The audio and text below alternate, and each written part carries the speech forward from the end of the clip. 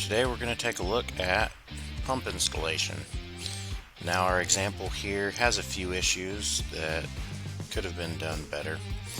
And the first one we're going to talk about is having a level base to install your pump on. This equipment pad is not level. The space is pretty tight. The pump is pushed back up against the filter. The filter's hanging off the pad a little bit. And then the suction line was a pretty tight area. So looking at installing your pump level, in this situation the suction line was lined up so plumbing could be done the easiest way possible, and the result is that the rear of the pump is not sitting flat on the ground and it's resting on that front plug. We've got about a 1/4 inch gap at the rear of the pump base. This suction line plumbing could have been redone. Those 45s could have been heated up and peeled off. I think at the pump suction union a pipe extender was used to glue to, and that's not the correct way to do it. It put our pump unlevel. Now our concrete pad, if you need to, grind it down level, add some mortar mix and a cinder block for a very solid flat base to install your pump on. Or if you just need to make up an 1/8 of an inch or 1/4 inch, hardy plank siding works really well for a pump base. It doesn't rot, and it'll help you line up your pump mouth if your plumbing is a little bit too tall for the pump. If the plumbing is too short for the pump, that's a different story. You have to replumb your suction. Do it right the first time. This discharge plumbing was cut too short and it was stretched to reach the union. The union was under a lot of stress and it would have cracked if not corrected, so I cut the discharge and added a coupling to lengthen it.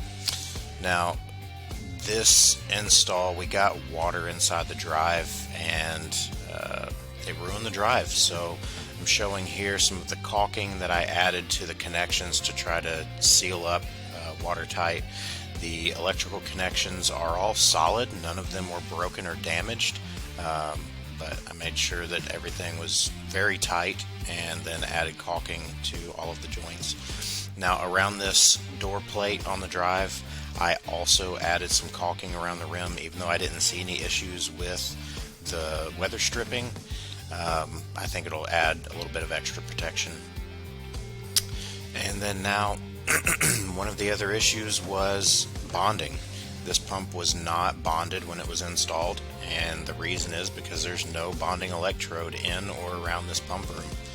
So we have a couple other options. If the bonding electrodes are not available, you can install one, although we do not normally do that. You don't want to run into hitting any concrete, piping, or electrical underground. So if we have electrical conduit coming out of the ground that is metal, we can tie onto that. We can install a bonding lug onto the electrical panel itself. But in this situation, I went ahead and attached it to the copper water line behind the filter. I scratched and cleaned the corrosion off of the copper pipe and added a bonding lug there. This is permitted by NEC rules. Checked just before doing it. So now our pump is bonded. Okay, so let's see, what else are we looking at? Well, we did have GFCI protection on this install, so that was a high point. That is required for every install. It's not negotiable. If you cannot get, if there's not an electrical panel easily accessible that you can install a GFCI breaker in, you have to install a sub panel. So looking over the just job as a whole, do it right the first time and we can avoid a lot of warranty issues. Make sure your pumps have a solid base. Make sure your plumbing is done right. Make sure you have laminar flow on your suction side, and everything will last a lot longer and we'll avoid these warranty type jobs. So do it right the first time.